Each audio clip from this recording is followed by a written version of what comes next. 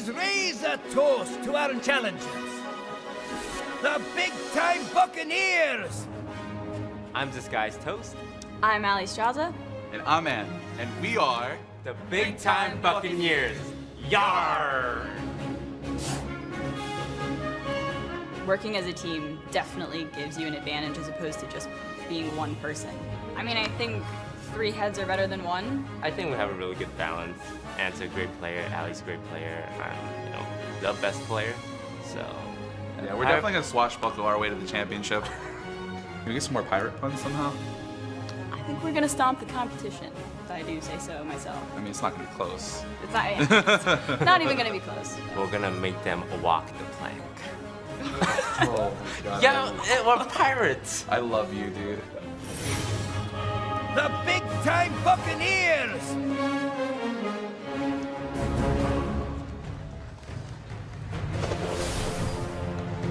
The Big Time Buccaneers featuring Disguised Toast, Ant and Ali Straza.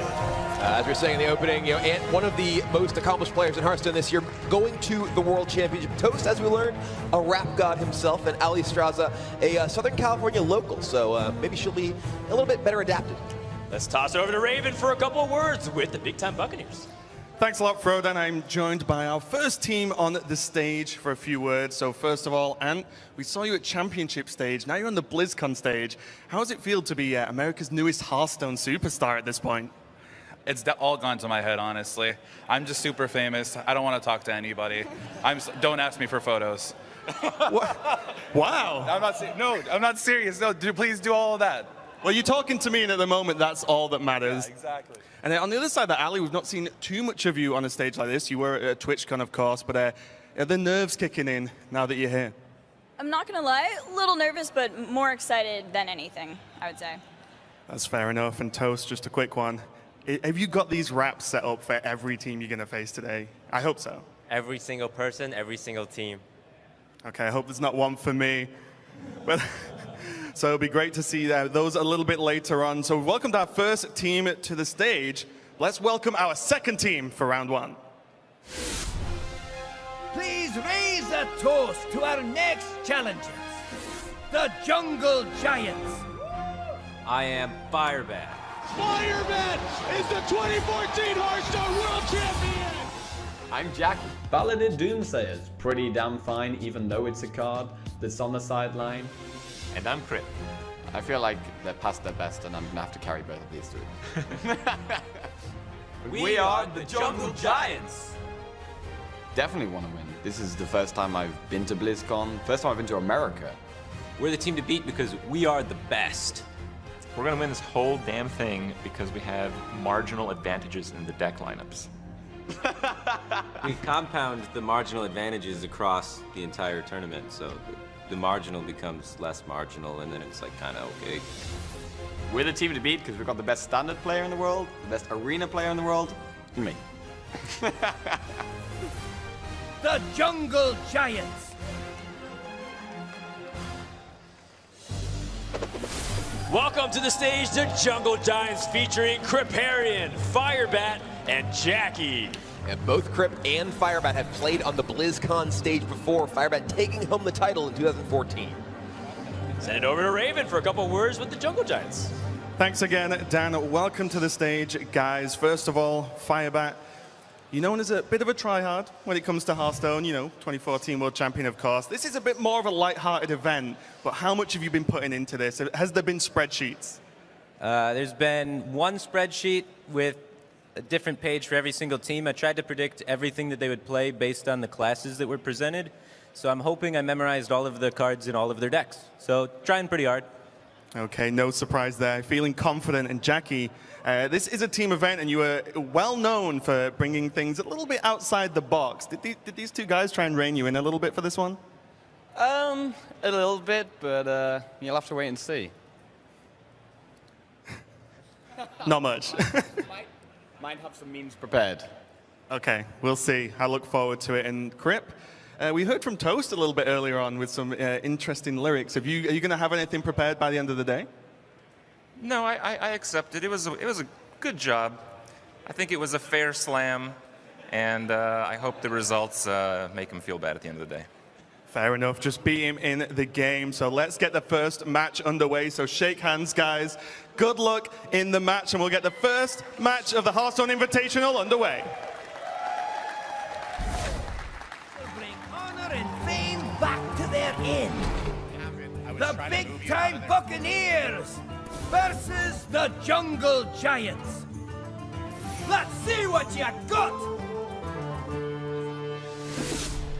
Greeting from the commentator desk, and welcome to the kickoff match of the Hearthstone Invitational live from Blizzcon 2017. My name is Frode, and I'm joined by Brian Kibler, and we have the Jungle Giants versus the big-time Buccaneers, and a lot of nice, cordial banter back and forth between these two teams. Yeah, I love the tone that this event has already set so far. You know, you have a little bit of friendly trash talk coming back and forth, and I have to say that I really did love Toast's little rap diss of Crypt there. And I'm hoping to see more of that. Yeah, he didn't do that in rehearsals at all. No, he just whipped it out live on camera. And I gotta say, man, if he's got the gall to be able to do something like that, I'm waiting to see what they have in the store for us today as we take a look at how the format is for this first match. Remember, all throughout the Invitational, we'll have 3 separate rounds of matches where they dip into Wild, Standard, and a new format called Excavated Treasure, with the first match, of course, being in Wild. Yeah, this match will be Wild. If you're not familiar with the formats in Hearthstone, Wild is a format in which you can use all of the cards throughout Hearthstone's history.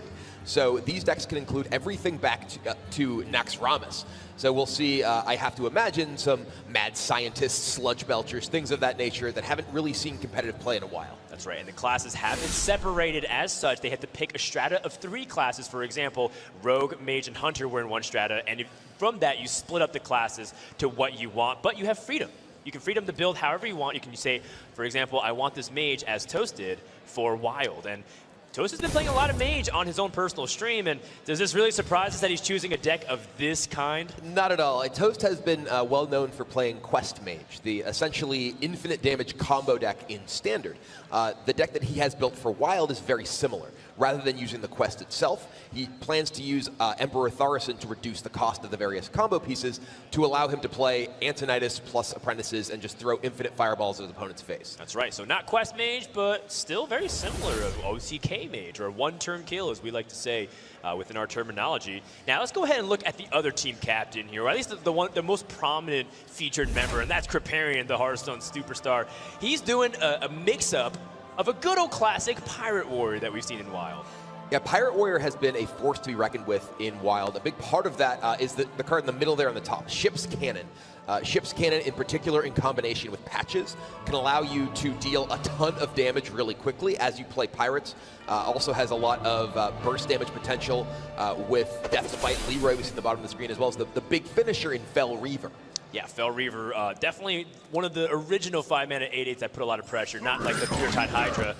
Let's get game number 1 underway here, and Jungle Giants is going to be on the coin here, and of course they draw a little bit of an awkward opening hand, and we'll see how the impact of the Fire War Axe nerf will go ahead and shift the Pirate Warriors playing Wild. Yeah, well, he even has King's Defender. You know, the strictly better Fire War Axe that was from TGT, I believe.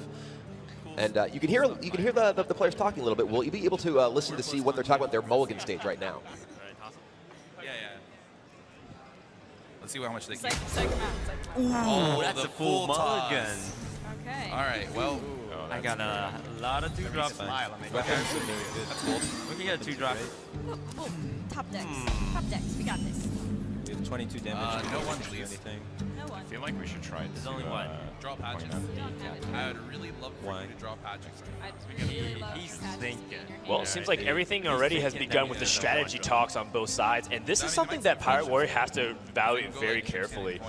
They have a little bit of an awkward draw, and you don't always have to just play Pirates just because you can, even though Jungle Giants does have a line where they can play the South Sea deckhand and the South Sea captain. So do you think they should go on board, Kibler, or hold back? I would expect them to hold back. I know Firebat in particular has played a lot of Pirate Warrior, and especially against a deck like they expect Toast to be playing in this combo Mage, you often are better off getting your burst damage in at points that make it awkward for your opponent. No, it looks like he's actually going to go with deckhand right away, gets his Patches right out there.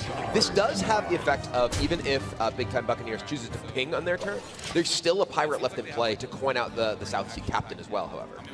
Yeah, I think when they recognize that Mage comes out here, and a lot of Mages in the Wild format tend to be very control-oriented. There are a couple of tempo aggro versions of it, but control is very strong, especially because Reno Jackson's still available and a few other things. And it is a closed deckless format, so when you see your opponent pass on turn 1, you try to see if you can pressure your opponent's life total and don't give him the time to draw the cards he needs to kill you. While it is closed deckless, these players, have been kind of trying to figure out what their opponents are playing. And when Toast found out that his opponent Crip was playing Warrior, he was kind of expecting Pirate Warrior in Wild. Last night, actually, I heard him talking. He's like, I don't know if I can ever beat Pirate Warrior with my deck. And Ali and Ant were like, no, you have one Sludge Belcher. Just draw your Sludge Belcher. It'll be okay. And keep in mind that we will be playing through the entire series as well. So even if something goes disastrously wrong, you always have another chance to pick up the series later on.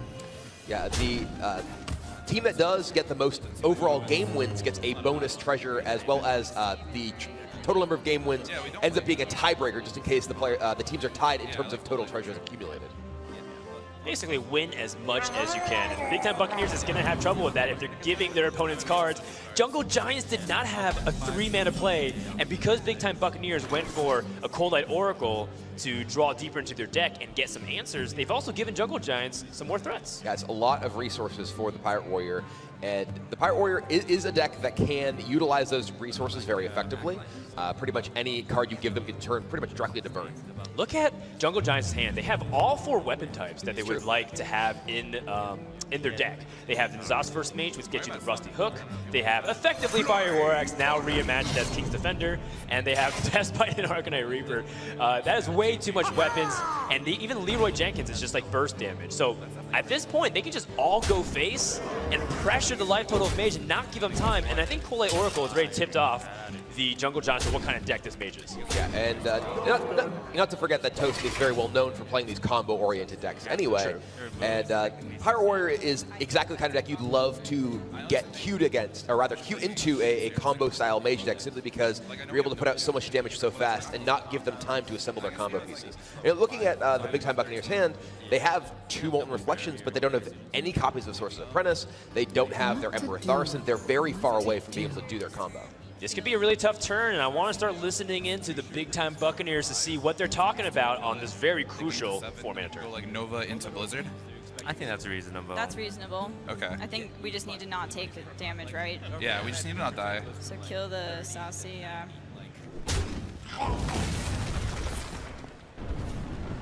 And by some miracle, he doesn't kill this. We have so many. We got two Mad Scientists, 1 Archaeologist. It'd be clutch if we could pick up a girl, actually. You think so? Oh, Sorcerer's Apprentice. Yeah. So we can go Sorcerer, couple Molten, Frost Nova. Yeah, so when Ali Strauss said pick up a girl to Toast, I think that it might be misinterpreted by some people who aren't familiar with our lingo. Sorcerer's Apprentice is known as girl to many people. Yes. So. Even Anne had to clarify, wait, we're talking about Hearthstone still, right? We're not talking about just going and fighting Toast to date. Wow. Well, interestingly enough, Big Time Buccaneer took a gamble with Doomsayer, hoped that Jungle Giants wouldn't have damage. But Jungle Giants has recognized a very interesting opportunity to ignore the board anyways and just kill their opponents. And it's primarily based off the fact that they have 10 damage next turn with Leroy Jenkins. And also because their hand's mainly weapons. They don't really need as much minion pressure. Yeah, and without a secret on the side of Big Time Buccaneers, they know that this Leroy Jenkins just represents lethal damage. So Big Time Buccaneers is going to dig. No, the 2 secrets are just a little bit off. And Jungle Giants has the direct damage to just kill Big Time Buccaneers right now. You see them go a little bit of a wave there, both Crip and Firebat with the IRL BM, but there it is. 10 imps finish it off, and game number 1 goes to the Jungle Giants. Well done to Kriparian and the Jungle Giants, and they are on the board against the Big Time Buccaneers. A little ironic that a pirate deck took down the Big Time Buccaneers. There's a little pirate on pirate action there, but of course it's just mainly for nomenclature. No real actual meaning to the names other than team. Well, and for puns and memes. And for puns. That's the key, really. Well, I mean, realistically, it's Quest Druid against Pirates, so you actually expect it to go the other way. But it's just game number 1, and we'll see what ends up happening for the other game. So when we return, more action here at the Hearthstone Invitational. It'll be Firebat versus Ann. Stray too far away from the fire, my friends. There's more tales to tell. It's Hearthstone at Blizzcon!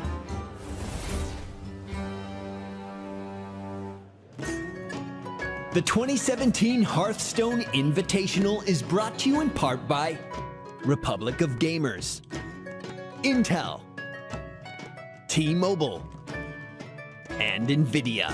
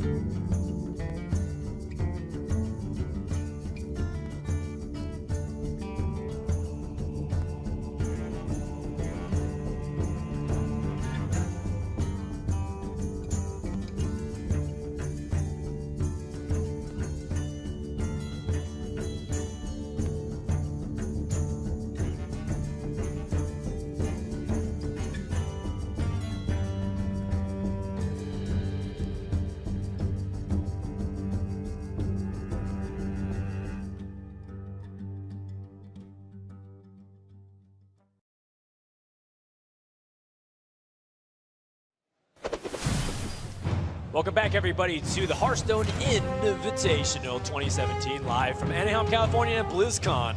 If you were just tuning in, we have a 1-0 lead for the Jungle Giants over the big-time Buccaneers, but we're just getting started as we have a lot more Hearthstone to play. We have actually 6 matches because it'll be a round-robin format.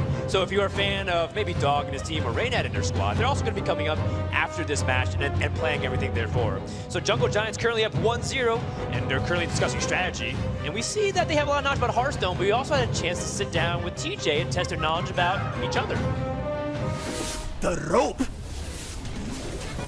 Joined here by the Jungle Giants, and we thought, you know, since this is a team format, we might as well go ahead and see how well you guys know each other and know your teammates. So we'll get started with the game. This first question is for Firebat. How many Twitch followers does Crip have? A, 1,079,182. B, 1,523,104. Which one's the biggest? A? B is the biggest. All right, B. B? Crip? Do you know the answer to this? Yeah, it's A. The correct answer is A. All right, this next question is actually for Jackie Chan. Where does Firebat store his fortune cookies? Wow. Do I get an ABC? No. No ABC? No. Try and think of something that you'd never expect fortune cookies to be in. Toilet? No, it's a Tide container. What is that? They don't have Tide in the UK, I guess. This one's for you, Crip. What is Jackie Chan's real name? Jack. 1 point. Going back to Jackie Chan. In what year did Crip post the first video on his Criparian YouTube channel? I want to say 2012. I think it's 2009. Bingo. Wow, Crip, you know yourself so well. This is another question for Crip. Who did Firebat defeat to win the World Championship in 2014? I know who it is, but I don't remember his name. He's on Team Celestial. You got half of his name. I'll give you a hint. Someone who tiddles. Oh, Tiddler. There you go. Tiddler Celestial, that's right. Next question is for Firebat. Who did you defeat in the 2014 World? No, I'm just kidding. This is a question for Firebat, though. Finish this line from Jackie Chan's Knights of the Frozen Throne reveal rap. Meat Wagon. It's a bit of a meme. You'll have to make a deck with a... That's when you finish the rap. Am I able to go? I haven't even seen the video. Meat Wagon. It's a bit of a meme. You'll have to make a deck with a... Dream? That's incorrect. But it rhymes, though. Meat Wagon. It's a bit of a meme. You'll have to make a deck with a bit of a theme. And I have one more question for all of you. Who's the best Hearthstone caster? Oh, Bonus points for the correct answer. TJ Sanders.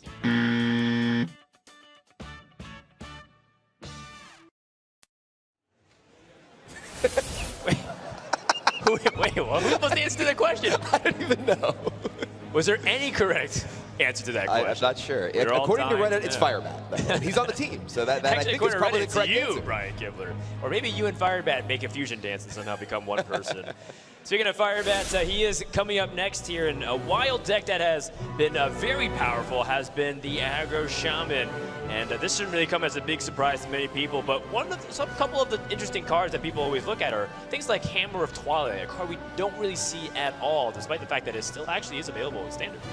Yeah, and this is a deck that has a lot of very powerful cards that just recently rotated out. The opening of Tunnel Trog into Totem Golem with the sound effect haunted players for a very long time. That's right, and his opponent Ants will be coming up on deck here, and we'll see what Ant likes to do. He's known as a more aggressive player in general, one of the few unabashed bona fide aggro lovers. However, he's playing a mid-range recruit paladin, something that you actually have extensive experience with. Yeah, this is a deck that I like a great deal. It's able to utilize a lot of the token summoning things, the silver hand summoning cards like Lost in the Jungle, Must for a Battle, even going so far as to play 2 copies of Stand Against Darkness.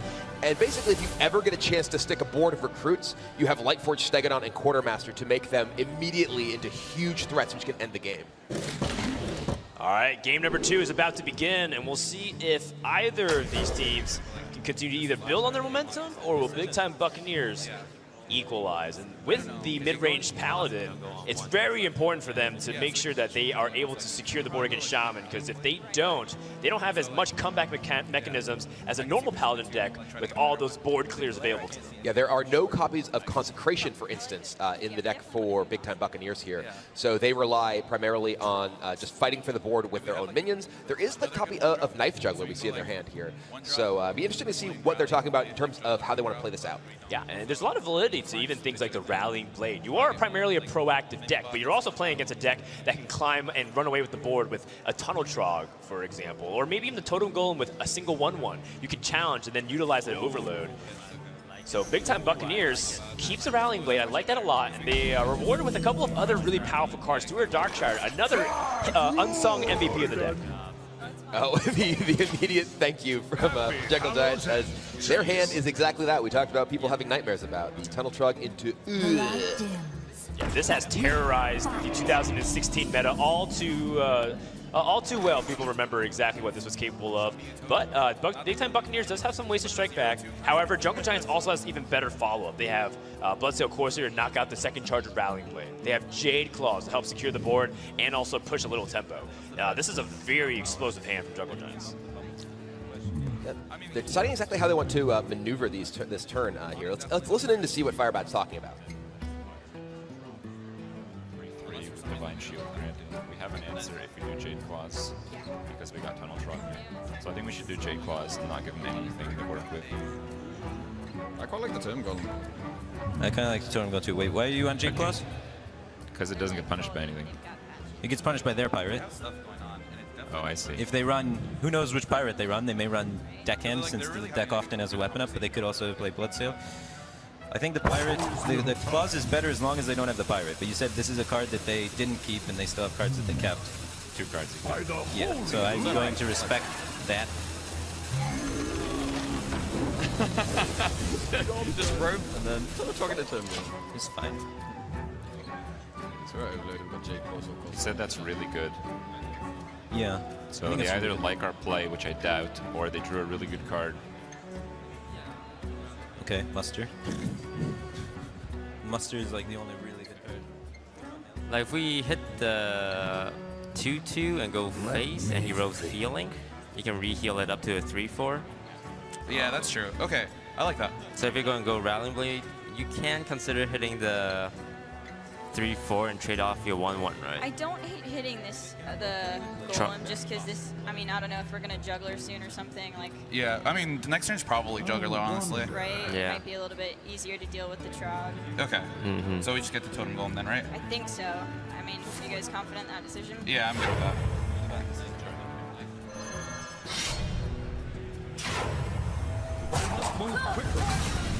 Part of me is like, oh, should we respect the Trog? But I feel like. Yeah. All right, so we're Comms tapping really into bad. the comms for Healing both teams, and it seems like things, negligible. you know, even though they're having a lot of fun, it's become really serious and analytical. And I think Big Time Buccaneers recognize if they lose this game, they lost the series and they get to play another game, but you don't want to start off Blizzcon Invitational with a loss. Yeah, you're having a lot of fun here playing in front of this crowd, but they want to win. Even if they're coming at it from a meme perspective before they got on stage, they definitely want to come at it as competitors once they're here. This juggler has to be. Well, at this point, Big Time Buccaneers has the Rallying Blade shut down, so that's a really big swing for Jungle Giants. Big Time Buccaneers needs this knife juggler to come up big. Yep, we hear them saying, I think we go juggler, and let's see where the knives fly. Juggler into Lost in the Jungle. Come on. Best case scenario could hit the patches. That is about as bad as it can get. Oh, and Flame Tongue Totem picked up for Jungle Giants allows them to make use of even their damaged minions to take out all of the Big Time Buccaneers board along with the J-Claws. Well, what's interesting is that Jungle Giants, because none of the juggles hit face, it actually makes a lot of the trades really poor. You couldn't overtrade on the Pirate, for example. And I was looking at J-Claws originally for this turn. And I wonder if maybe instead they think about something else, but it looks like it's too clean of a mana usage otherwise. It actually doesn't even need the Flame Tongue because the J-Claws and the 2/1/1 minions trade with the recruits. The J-Claws itself can take out the Knife Juggler here, and this can even potentially get a healing totem, which can, there we go, heal up the Tunnel Trog and make it even tougher to kill if they do have muster for battle to get that weapon.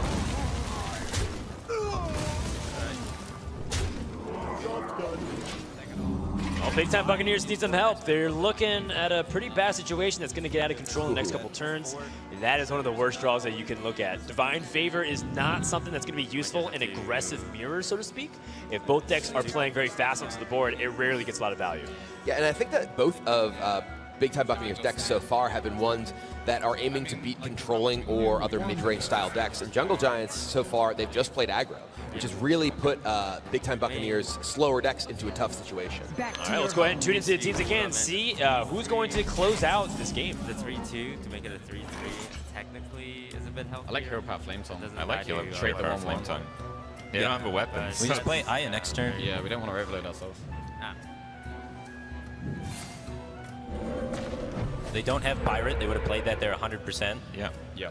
So we don't need to like force a swing This or is anything. really over. Yeah, we win.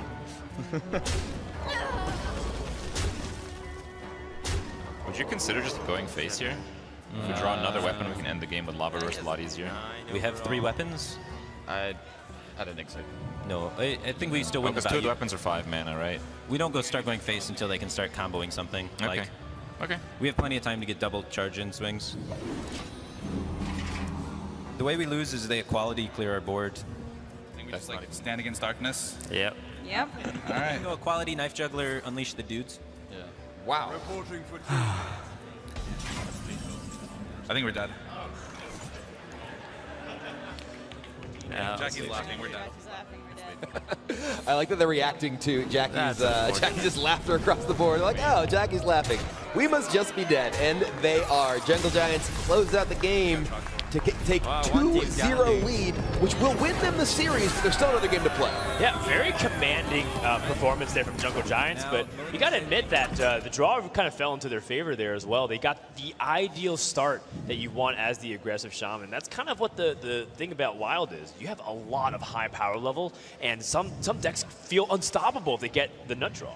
Yeah, and in particular, the Paladin deck does struggle to come back from the situation because it does so heavily rely on being on board. If their opponent can get on the board faster, it can really be tough for them. All right, well, currently the score is 2-0. Now, normally in a lot of Hearthstone sets, the series would be over. The team that won the best of 3 would move on. But we're actually going to play the third game because the tiebreakers matter if we do end up getting to that point, Kibler. Yeah, the team that wins the most games gets an extra treasure, and those treasures are how we keep score in this event. All right, well, before we go into game number 3, let's take a moment to learn a little bit more about the members of the Big Time Buccaneers. Well met. My name is Disguised Toast. I'm 26 years old. Ali Straza, I'm 23 years old. And I'm 25 years old. And I'm from Florida. Toronto, Canada. Fresno, California. My favorite card is Alex Straza. She is basically a badass.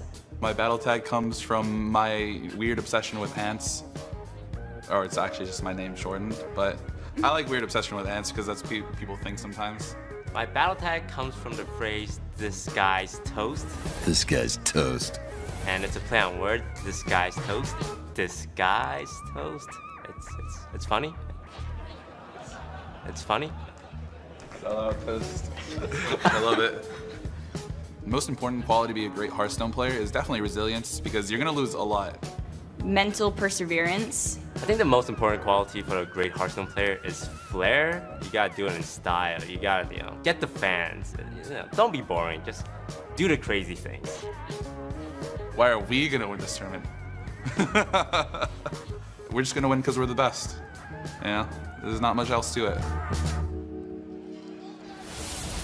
Definitely some big words for the big-time Buccaneers, and it doesn't seem like it's working out, at least for the first series, but they can still play for the 1-2 score, which is very important because we anticipate a very close standings. You're only going to play 3 matches for each team for a total of 6 today, so it's going to be important for Ali Straza to come up big here for the big-time Buccaneers. Yeah, this is a round-robin event, and this will be the deck that Ali is playing, which is a pretty cool version of Zoo. This is a wild version of Zoo, of course, which means that it can include cards like Nerubian Egg and Mal'Ganis Voidcaller. So lots of powerful stuff. You may have seen the Zoo decks in Standard, and with things like the Eggs and Power Overwhelming, very powerful, and also the Prince Taladrim that we saw there on the screen, particularly strong when comboing with cards like Nerubian. I love it. And of course, on the wild side of Jackie Chan, we like to call him Wacky Chan, we'll be bringing a Hunter with a couple of interesting twists here, but for the most part, kind of sticking true to what we know and love. The Deathstalker Rexar, of course, is not something that we used to see a lot in the mid-range Hunter days, so I wanted to see if that card's going to be impactful or not. It could be not, but against a deck that floods you, even just the Battle Cry might be really effective. Yeah, this can be a very powerful card against control decks as well as against other minion-based decks to clear off their board, which is something that Hunter can often struggle with. So kind of old-school twists on some decks that we're actually seeing quite a bit of these days with the new style flair. Let's go into game number 3. This will be the final game no matter what happens. Every team will play one deck one time, win or lose. And we'll see who between the battle of teammates on Fate to Karma, Jackie versus Ali, which has been seen many times in October Brawl, actually. Yeah. It seemed like they played a lot then, too. And this is quite the opening hand. Now, here's a question. A lot of people have been talking about the power of Zoo and how it hits the curve, but people are also talking about how Zoo has late game now, thanks to things like Blood Reaver Gul'dan, and against a deck that likes to lower your health total. Is it worth even thinking about keeping Kibler? I think Gul'dan may just be too slow here, especially against a Hunter deck in Wild. There's so many powerful things they could be doing early. I think that Big Time Buccaneers may need to go for just the early game, and that's exactly what they do, throwing back the Gul'dan. Okay. I mean, it's just definitely worth asking because you already have the curve, so maybe you could survive. But right off the bat there, that is kind of the exact thing you want to see if you're Big Time Buccaneers fans. Jungle Giants, unfortunately, has the bad news that they have no one-mana minion, and that is very crucial for Hunter to get off on the right leg. Yeah, Hunter, much like the Paladin we talked about in the last game, really needs to get in the board in order to be able to help control it early on. Right. There are some weapons. We saw Glaive Zuka in the hand of Mulligan looking for a one-drop, a very powerful card that Hunter uses in Wild to help interact with the board early on. And it's compounded, too. Clackling Razor Maul, one of the strongest 2-mana minions in Journey to Ungoro released, but if it has nothing, it's just pretty much a vanilla 3-2, like a Bloodfin Raptor. Well, Big Time Buccaneers already has some decisions with our one-drops here. Let's see what they're thinking. Or, like, we can pop with Guy, like, trade Flame Imp, and then pop trap with like Voidwalker or something. So like, I think we still like these two, right? Yeah, for sure. All right, let's do it. Oh, this is so weird playing with placement. Do we want this on the right? On the left. On the left? No, just got a card that they drew. They might have a quad one. No.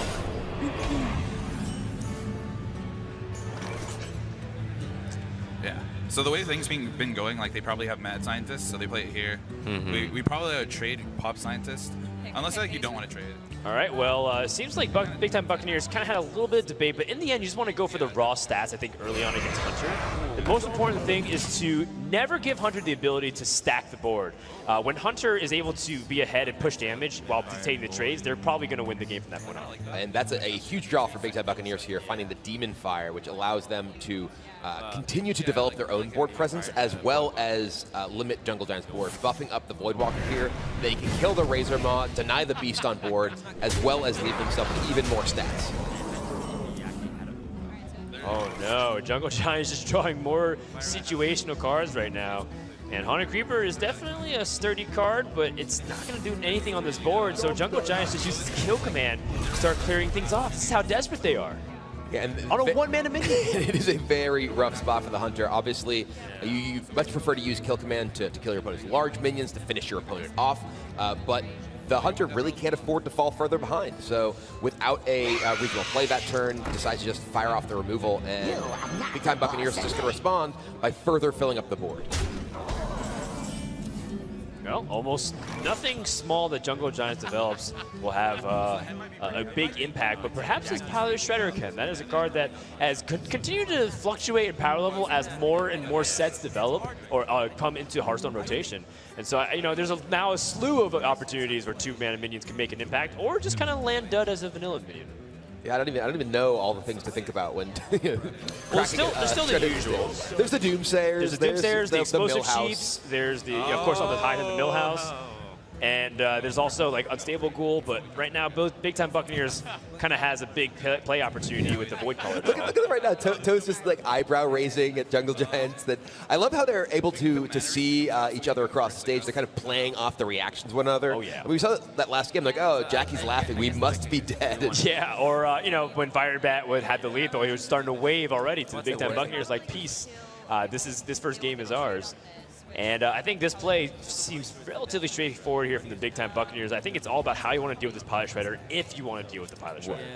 Yeah, the decision for them. Well, let's hear how they want to deal with them themselves. There's a possibility like they might just like hit do a lot of work. We may have to worry about Sea Giant. Like 4-3 into the 1-3. So keep that in the We're back going of to your do jumps like 3 to 5 minutes. Yeah. You just want to go. So, what are they thinking of right now? Should I implosion the Shredder or not? Right. Should I Pterodax? Oh, that is scary. Scary. What is your read on their hand? They have one kept card left. Pops out like a 3-2. Yeah, definitely. Then, ooh. It puts them on the back foot. They have to deal with us, right? Yeah. I don't know. Firebat's looking at us. So they're trying to think if we have they're trying to figure out if we have a demon. Yeah. They're trying to, or like which demon, right? I think if they saw our reaction to it and were like, they might think it's Mal'Ganis. Play the Creeper? Yeah. I like that. So now So treat Shredder into M, quick shot the flaming. They definitely want to kill it. The reads are coming down on both sides. Jungle Giants trying to say, what took Buccaneers so long to play Void Caller, which is so many times the correct 4-mana play? Do they have a demon, perhaps? Or maybe they don't. They're bluffing. Yeah, we saw Ant even talk about how Firebat's staring at us. He's trying to figure out what we've got. I love it. I love it. And that's why Void Caller has, to this day, been one of my favorite Warlock cards ever in Hearthstone, because it introduces so much tension on the board, because there is an element of bluffing if you want to play for tempo versus trying to save it for value. And it also makes the environment we're playing in here, while the players are just across the stage from one another, can just stare them down. Even trying to get a read in the kind of conversations they see the opposing team having. Absolutely. It's like, oh, they're animated. Clearly some sort of difficult conversation, perhaps. Ooh, they kill it. And, you know, it's interesting enough, if they went for the opposite sequencing, they would be able to use the kill command on the Despicable Dreadlord, but because they're not sure about what demons, and there's a wide range of them, decide to instead to keep the Pilot Shredder alive. And I think I like this safe play from Jungle Giants. The Corsair, I believe the patches is still in the deck. There has not yet been a pirate.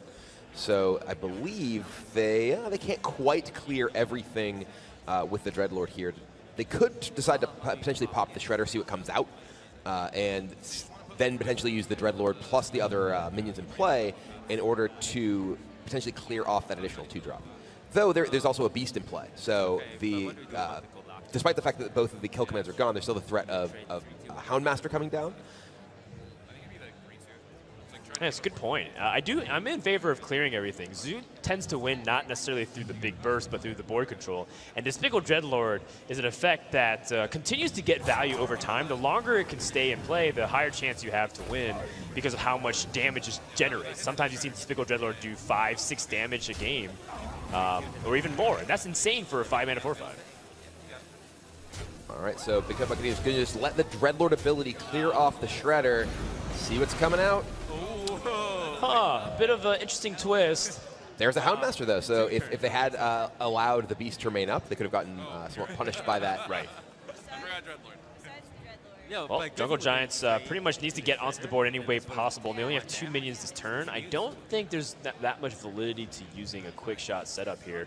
And it does seem like they want to set up for the best Dr. Boom possible. The question becomes, Kibler, does Jungle Giants have time to stabilize? Because it seems like they have some tools to fight for the board here. Yeah, with just 14 life here, they definitely need to try and play pretty defensively and see what damage they can absorb. There isn't actually that much threat on the side of Big Time Buccaneers right now, though. They do have 4 minions in play, but between them, there's only actually 6 attack. Yeah. Oh, that's a good point. Like, it's 4 minions, but it's definitely a low average of damage compared to how many minions are on the board. And if I'm Jungle Giants, I'm trying to just make sure to set up for the best Dr. Boom situation possible. Yeah, and that's what they do. They just go ahead and play the Haunted Creeper, Houndmastered up to defend themselves. It's just unfortunate that Despicable Dreadlord seems to be the natural predator on spiders. It's true.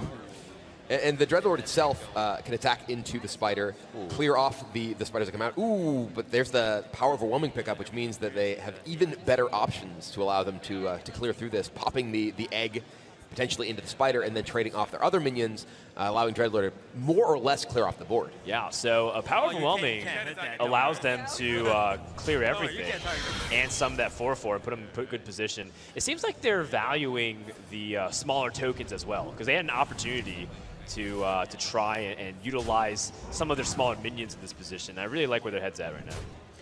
Because they could have Power Overwhelming trade into the 3/4 and then use the 1/1s to trade to the 4/3 and then use the Despicable Dreadlord.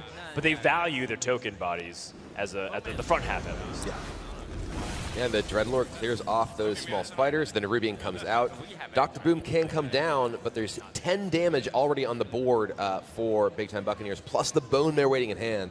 So this one looks like it's very difficult for the Jungle Giants to find a way out. Yeah, and the problem with Quickshot is your hand has to be empty in order to get value. So Jungle Giants going with Dr. Boom, and it is one of the most powerful cards. It's even golden, but even the mightiest of golden Dr. Booms has to bend to the power of Bone Mares and even the top depth Doom Guard.